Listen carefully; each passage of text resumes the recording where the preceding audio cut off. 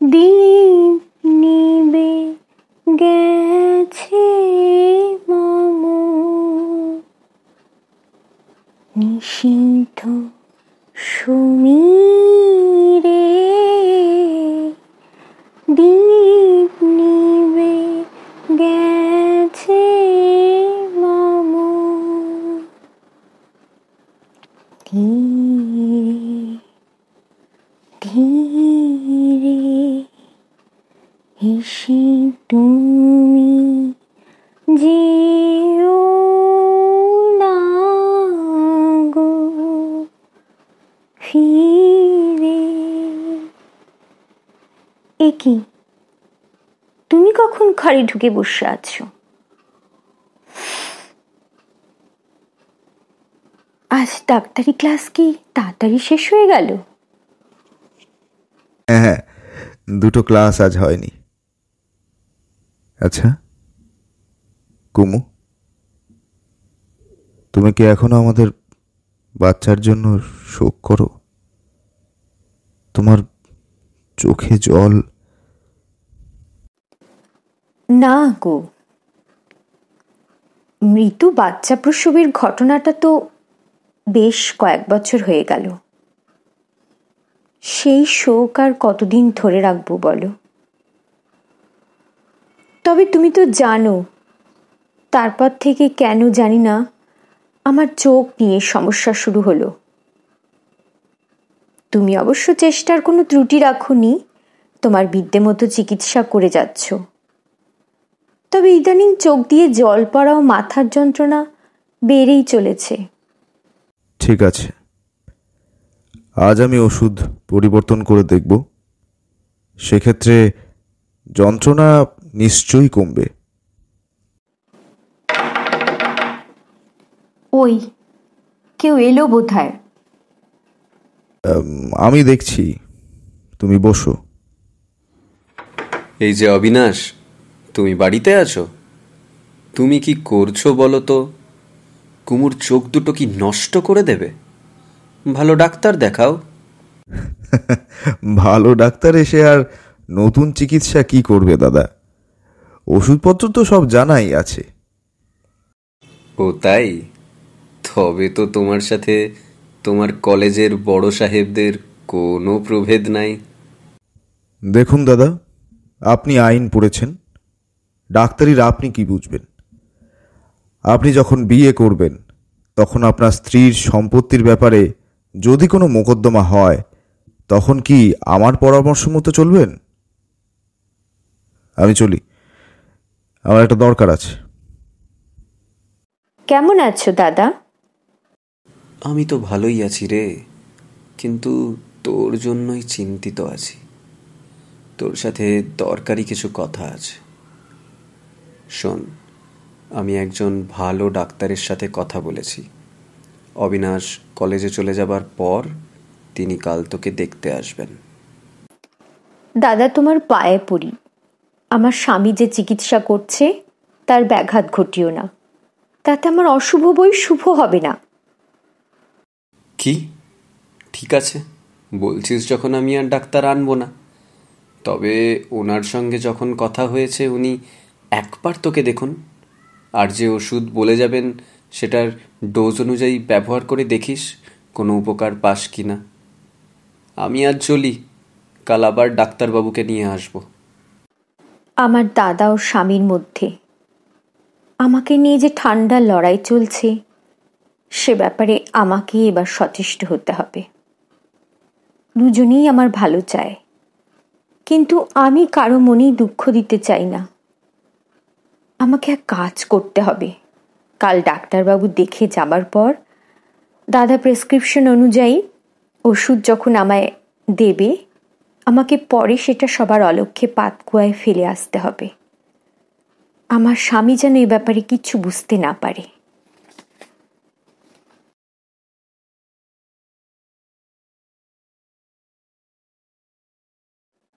ডাক্তারবাবু দেখে যাওয়ার পর 7 দিন অতিক্রান্ত। তবু স্বামীর চিকিৎসায় আমার চোখের কোনো উন্নতি তো দূরের কথা, আরও অবনতির দিকে যাচ্ছে। ইদানিং লক্ষ্য করছি আমার স্বামীও চিকিৎসার ব্যাপারে কেমন যেন বিভ্রান্ত। আগের মতো নিজের প্রতি আস্থা ততটা নেই। তুমি এখানে? আমি তোমাকে অনেকক্ষণ ধরে দেখতে পাচ্ছিলাম না। আচ্ছা কুমু, কাল যে নতুন ড্রপটা তোমায় চোখে দিলাম, তাতে কি কিছুটা ভালো বোধ করছো? না গো, একেবারেই নয়। বরং মাথার যন্ত্রণাটা আরো বেশি বোধ করছি। চোখ থেকে ঘন ঘন জল পড়ছে, অনেকটাই ঝাপসা দেখছি দুটো চোখেই। আমি বলি কি, তুমি একজন ডাক্তারের পরামর্শ নিতে পারো। চিকিৎসা তো তুমি করবে, তাছাড়া আমার দাদাও মনের দিক থেকে একটু শান্তি পাবেন। ভালো মন্দ যা যা হবার সেটা তো আমার হবেই। দেখো, তোমাকে জানাতে আমি দ্বিধা করছিলাম। তোমার চোখের উপসর্গ নিয়ে আমি এক সাহেব ডাক্তারের সাথে আলোচনা করেছিলাম। ইনি সব শুনে তোমার চোখের অস্ত্রোপচার করার কথা বলেছেন। আমি জানি, তুমি আগেই জানতে আমার চোখের অস্ত্রোপচার করতে হবে। পাছে আমি ভয় পাই তাই গোপন করেছিলে। আমাকে এতটাই দুর্বল চিত্তের ভাবো? আমি মোটেই আতঙ্কিত নই। এ ব্যাপারে তোমরা পুরুষেরা আমাদের যতটা দুর্বল ভাবো, আমরা মেয়েরা কিন্তু মোটেই সেরকম নই। জানি না, আসলে আমার মনে হয় প্রথম থেকেই তোমার দাদার কথা আমার শোনা উচিত ছিল। আমার একগুঁয়েমি ও পর্যাপ্ত জ্ঞানের অভাবে আজ এই অবস্থার সম্মুখীন হলাম। ঠিক আছে, আমি এখন সে ব্যাপারেই চেষ্টা করি। আমি এখন একটু বেরোচ্ছি, বাইরের দরজাটা খোলা থাকলো, কিছুক্ষণের মধ্যেই ফিরব। কুমু, কেমন আছিস? এতদিন পর বোনের খবর নিতে এলে দাদা? তুমি যে ডাক্তার নিয়ে এসেছিলে তার ওষুধ ব্যবহার করে আমি ভালো হয়ে উঠছিলাম। একদিন ভুল করে খাওয়ার ওষুধ চোখে লাগিয়েছিলাম বলে আমার চোখের ক্ষতি হয়। আমার স্বামী পরীক্ষা করে জানালো অস্ত্রোপচার করতে হবে। সে তারই ব্যবস্থা করতে গেছে। আমি ভেবেছিলাম তুই এখনো স্বামীর চিকিৎসায় আছিস, তাই রাগ করে তোর কাছে আসিনি। সত্যি রে, এখন বুঝতে পারছি গোপনভাবে চিকিৎসার ব্যবস্থা করতে গিয়ে আমি তোর ক্ষতি করে ফেললাম। এবার থেকে অবিনাশের চিকিৎসার ব্যাপারে আমি আর অবমূল্যায়ন করব না। আমি এখন আসি রে। যাক, আমি আমার দাদা ও স্বামীর মধ্যে যে মতবিরোধ দেখা দিয়েছিল তার অবসান ঘটাতে সক্ষম হলাম। সংসার করতে গেলে যে কত মিথ্যার আশ্রয় নিতে হয় ভগবান।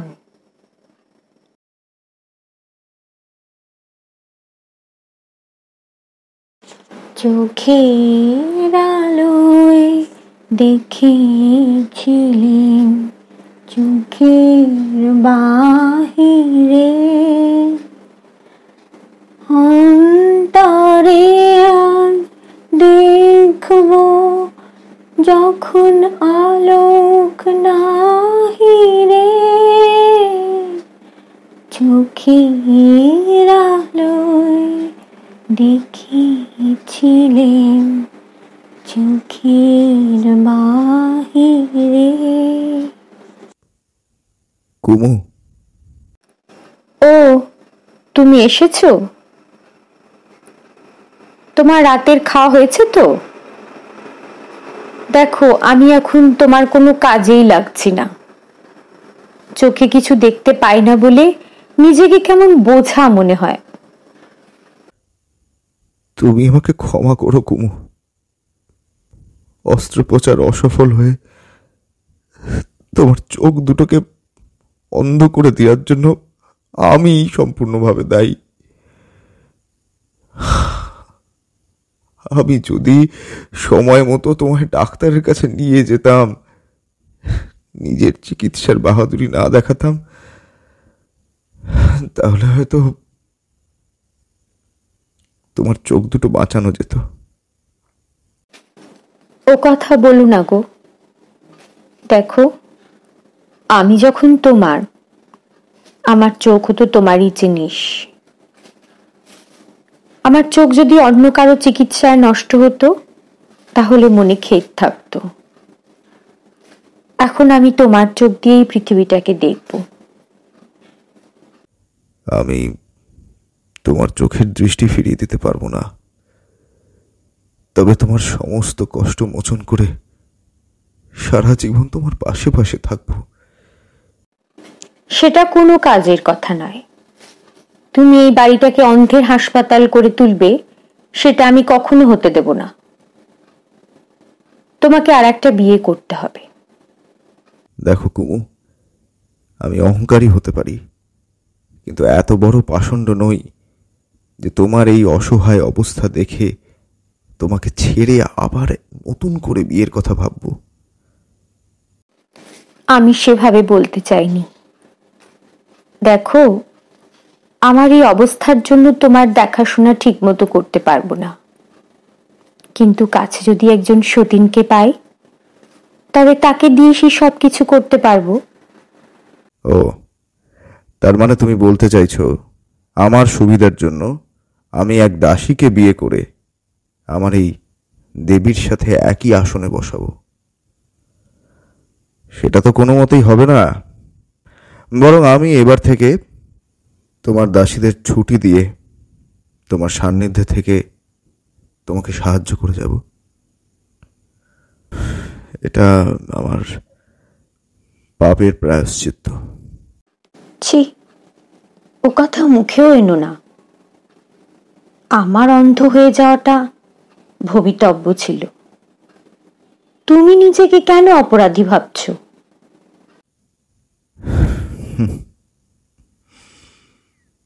না, অনেক রাত হয়েছে, এবার চোখ বন্ধ করে ঘুমানোর চেষ্টা করো লক্ষ্মীটি। আমার চোখ বন্ধ করা আর খোলার কি বিশেষ তারতম্য আছে?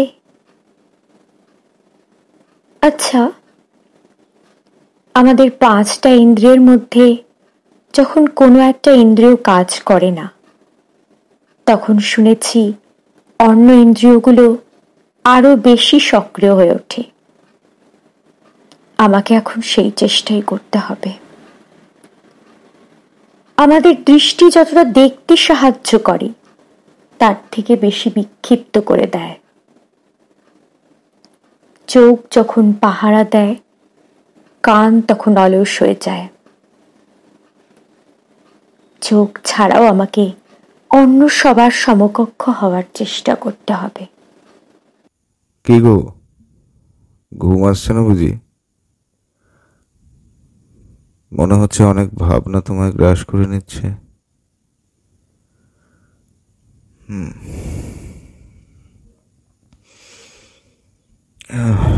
শোনো, এবার একটা দরকারি কথা। তুমি তো জানো আমি ডাক্তারি পাশ করে গেছি। এবার আমাদের কলকাতা ছেড়ে মফস্বলে গিয়ে থাকতে হবে। ওখানেই আমি প্র্যাকটিস করব। তোমার আশা করি কোনো অসুবিধা হবে না। এ তো খুব আনন্দের কথা। আমি আবার বেশ কয়েক বছর পর গ্রামে গিয়ে যেন আমার মাতৃক্রোড় ফিরে পাব। যতদিন চোখ ছিল, কলকাতা শহর যেন আমার সামনে একটা পর্দা ঢেকে আমার গ্রামের স্মৃতিকে অস্পষ্ট করে রেখেছিল। কলকাতা শহর যেন আমার কাছে মন ভোলানোর জায়গা। বেশ, তোমার ভালো লাগবে জেনে খুশি হলাম। সামনের মাসেই আমরা হাসিমপুর যাব। ওখান থেকেই আমার কাজ শুরু হবে।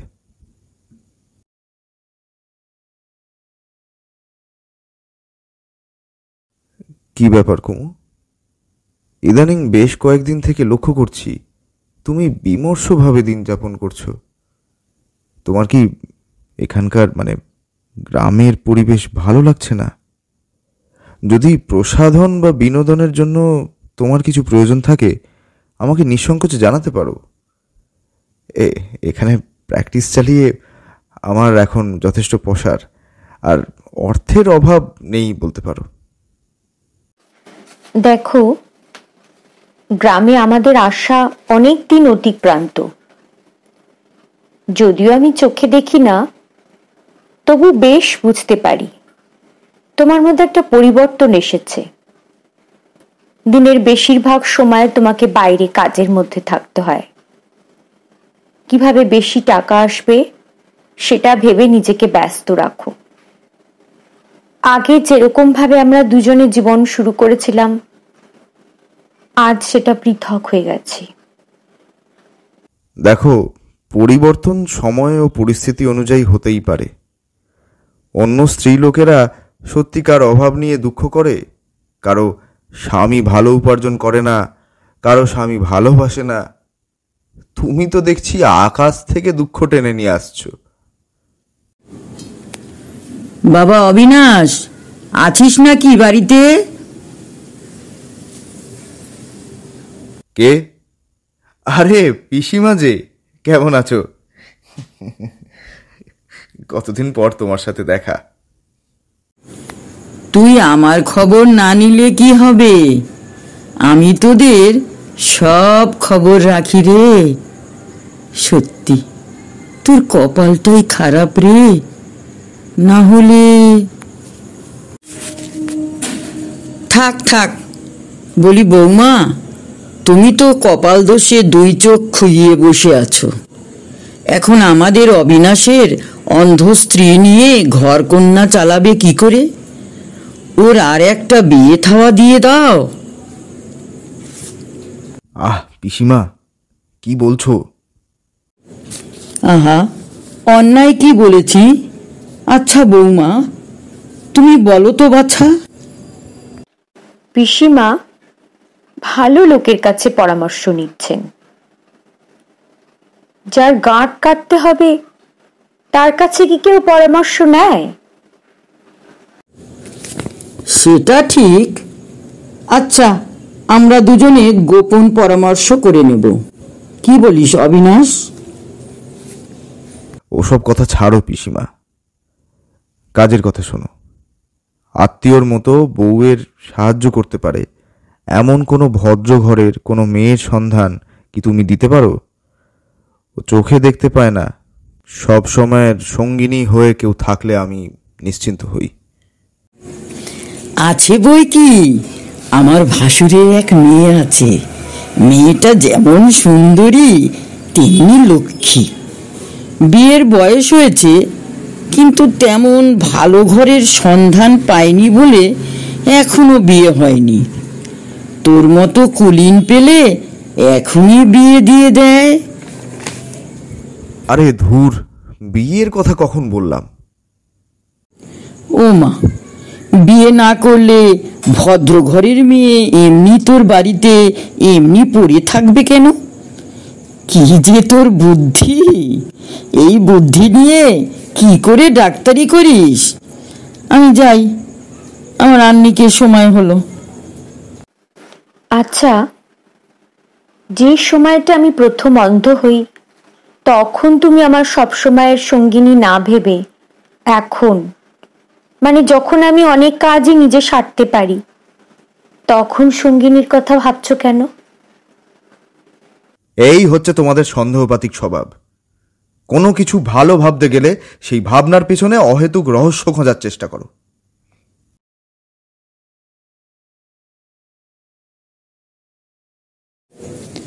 ও বৌমা, অবিনাশ কোথায় তোরা?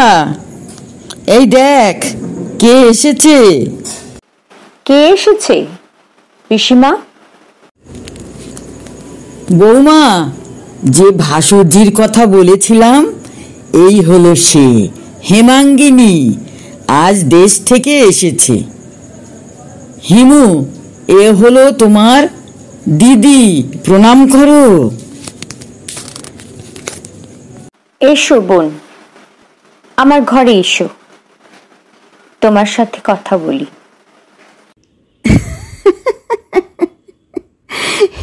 কি আমার মুখে হাত বুলোচ্ছ কেন? আমার ভূত ঝাড়াবে নাকি? আমি তোমাকে দেখছি।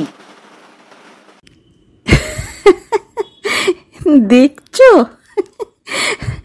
আমি কি তোমার বাগানের শিম না বেগুন? হাত বুলিয়ে দেখছো কতটা বড় হয়েছে? না বোন, আমি যে অন্ধ, চোখে তোমায় দেখতে পারি না বলে স্পর্শে বুঝবার চেষ্টা করছি। দেখতে পাও না? ও, তাই বুঝি কাকিকে এখানে ডেকে নিয়ে এসেছো? না, ডেকে আনা হয়নি। তোমার কাকি স্বইচ্ছা এখানে এসেছেন। দয়া করে? তাহলে তো দয়াময়ী আর শিগগিরই নড়ছেন না। কিন্তু বাবা আমাকে কেন এখানে পাঠালেন? ও ও কাকি, আমরা বাড়ি ফিরবো কবে বলো না গো? ও মা, এইমাত্র এসেই যাই? এমন চঞ্চল মেয়ে তো আর দেখিনি। কাকি, তোমার তো শিগগিরই চলে যাবার কোনো লক্ষণ নেই। তা এটা হলো তোমার আত্মীয় ঘর, যতদিন খুশি থাকতে পারো। কিন্তু আমি চলে যাব, তাই না বলো দিদি? তোমরা তো আমার ঠিক আপন নও। হিমু, চল, তোর স্নানের সময় হয়ে গেছে। বেশ, আমি দিদির সাথে একসাথে ঘাটে যাব। তাই যা, বেশি বেলা করিস না। আমি হেসেলে যাই, মেলা কাজ পড়ে আছে। আচ্ছা দিদি, তোমার ছেলে পুলে নেই কেন? কেন কি করে জানবো? ঈশ্বর দেন নাই। তার মানে তোমার মধ্যে কিছু পাপ ছিল? সেটাও ঈশ্বর জানেন। কেন এরকম বলছো? তুমি দেখো কাকির মধ্যে কত কুটিলতা। তাই তো ভগবান কাকির গর্ভে কোনো সন্তান দেননি।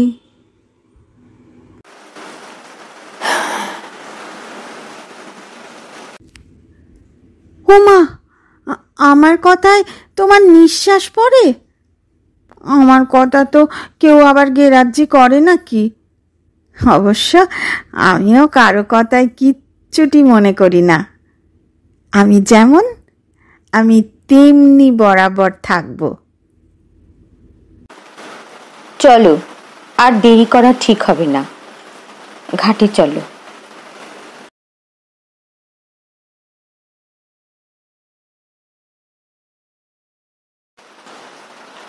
এখন আমি অনেক কিছুই অনুভবে, ষষ্ঠ ইন্দ্রিয়ের দ্বারা বুঝতে পারি। আমার স্বামীর ডাক্তারি ব্যবসায় ইদানিং যথেষ্ট ব্যাঘাত ঘটছে। দূরে কোথাও যেতে হলে তাড়াতাড়ি বাড়িতে চলে আসে। পিসিমার ঘরে যখন তখন তার ডাক পড়ে। বুঝতে পারি স্বামী পিসিমার ঘরে থাকলে হেমাঙ্গিনীকে কোনো না কোনো কাজের অছিলায় পিসিমা ডেকে পাঠান। ইতিমধ্যে একদিন আমার দাদা আমাকে দেখতে এলেন।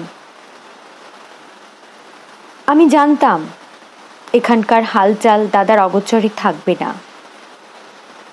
আমি তবু নানাভাবে আনন্দে থাকার ভান করে পরিস্থিতি লঘু করার চেষ্টা করছিলাম।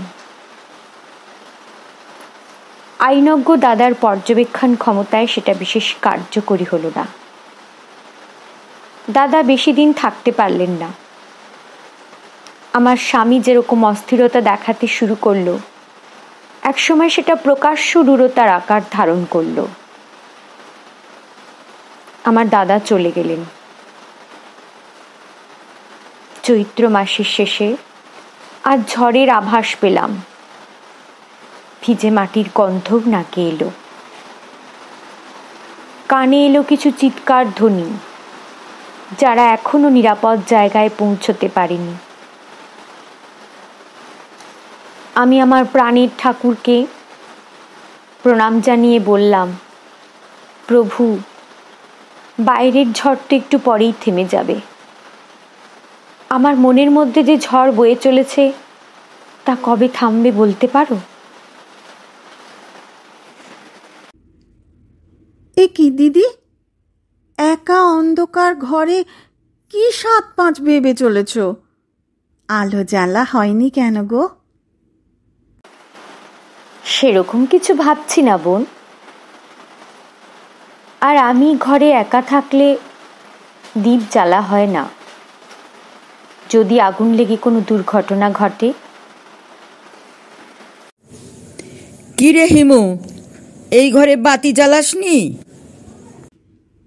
কাকিমা, তুমি যদি না যাও, আমি আমার কৈবত্য দাদার সঙ্গে কালই চলে যাব। এটা তোমাকে বলে দিলাম। হ্যাঁ, তার আর দরকার নেই, আমি কাল যাচ্ছি, একসঙ্গে যাওয়া যাবে। এই দেখ হিমু, আমার অবিনাশ তোর জন্য কেমন একটা মুক্ত দেওয়া আংটি কিনে দিয়েছে। এই দেখো কাকি, আমার হাতের কেমন টিপ। আমি আংটিটা জানলা দিয়ে পুকুরে ছুঁড়ে ফেলছি। হ্যাঁ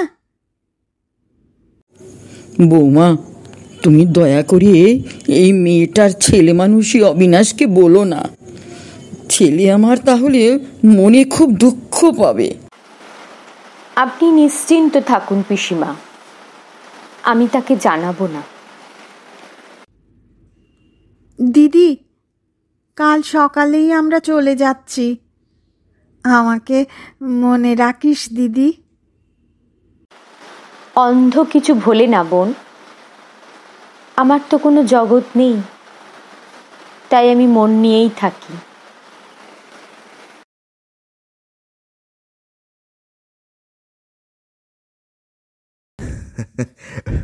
বুঝলে কুমু, ঘাট থেকে যেন বিশাল এক বোঝা নেমে গেল। কদিন হলো পিসিমারা চলে গেছেন, আমার যে কি আনন্দ হচ্ছে। এতদিন দূরে কোথাও কাজের প্রয়োজনে যেতে পারিনি, তোমার সাথে দেখা সাক্ষাৎ বেশি মাত্রায় করতে পারিনি। ও তাই বুঝি, আমি জানতাম না। হ্যাঁ, তাই তো। শোনো, কাল ভোরে দূরে এক জায়গায় ডাক পড়েছে। কাল ভোরবেলায় আমাকে রওনা হতে হবে, ফিরতে কয়েকদিন দেরি হবে। কেন আমাকে মিথ্যে কথা বলছো? মিথ্যে কি বললাম? তুমি বিয়ে করতে যাচ্ছ। একবার তুমি সত্যি করে বলো, হ্যাঁ আমি বিয়ে করতে যাচ্ছি। হ্যাঁ, আমি বিয়ে করতে যাচ্ছি। না, তুমি যেতে পারো না। তোমাকে আমি এই বিপদ থেকে রক্ষা যদি না করি, আমি তাহলে কিসের স্ত্রী? কেন এত শিব পুজো করেছিলাম? সত্যি করে বলো, বলো তুমি। সত্যিই বলছি, তোমাকে আমি ভয় করি। তোমার অন্ধত্ব তোমাকে একটা আবরণে রেখে দিয়েছে, যেখানে আমার প্রবেশের ভয়। যেন তুমি এক দেবী রূপে আমার কাছে বিরাজ করো, যেখানে আমার প্রবেশের সাহস নেই।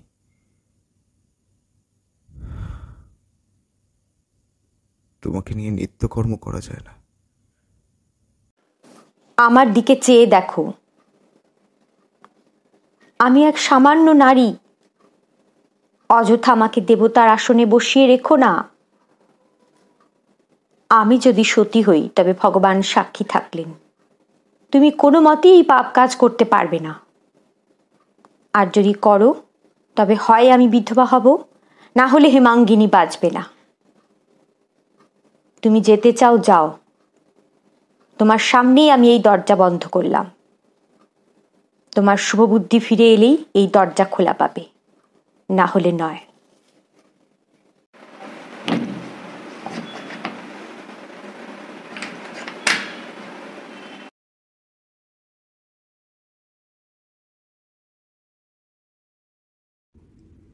দিদি, দরজা খোলো।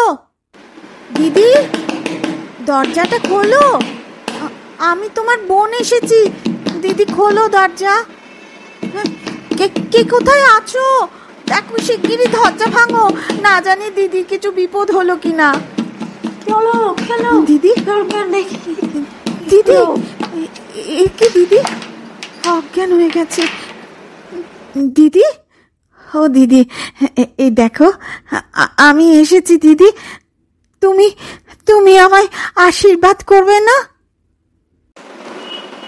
জল দাও, একটু জল। দিদি, দিদি। কে? ও, হেমাঙ্গিনী। কি বললে? আশীর্বাদ? কেন আশীর্বাদ করব না বোন? তোমার তো কোনো অপরাধ নেই।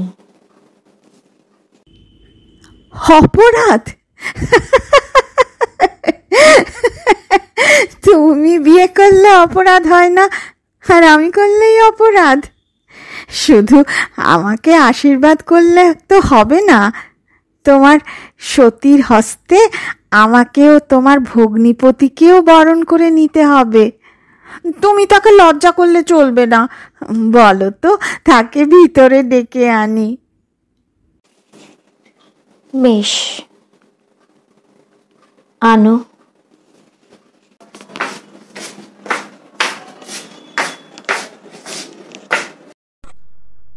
ভালো আছিস কুমু? দাদা? দাদা কিসের? কান মুলে দাও। ও তোমার ছোট ভগ্নিপতি। এক সময় প্রতিজ্ঞা করেছিলাম বিয়ে আমি করব না, মা নেই। শেষ পর্যন্ত বোধহয় তুই আমাকে বিয়ে করার জন্য বাধ্য করলি কুমু।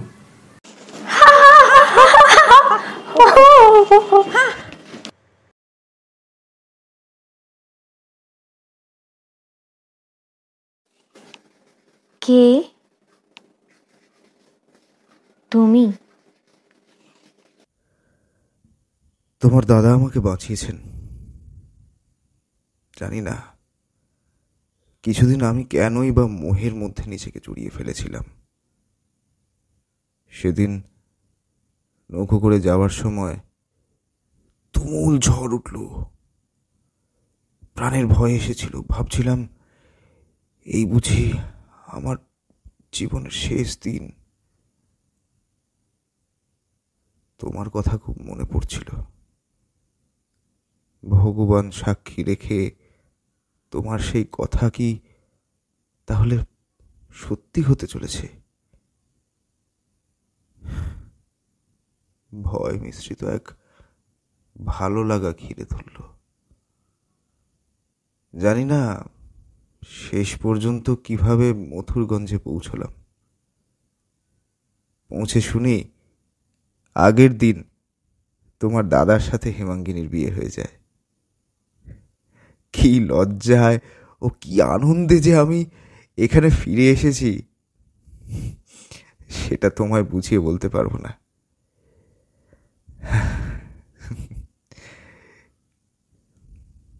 এই কয়েকদিনে আমি বুঝেছি তোমাকে ছাড়া আমার সুখ নেই। তুমি আমার দেবী। না গো, দেবী নই। আমি তোমার ঘরের গৃহিণী। আমি সামান্য নারী মাত্র। তোমাকে আমার একটা কথা রাখতে হবে। বলো, রাখবে? কি কথা? সেদিন কোথায় গিয়েছিলাম, কি ঘটেছিল, কেনই বা ঘটতে যাচ্ছিল, তা শুধু আমাদের দুজনের মধ্যে একান্তই গোপনে থাক। থাকবে গো।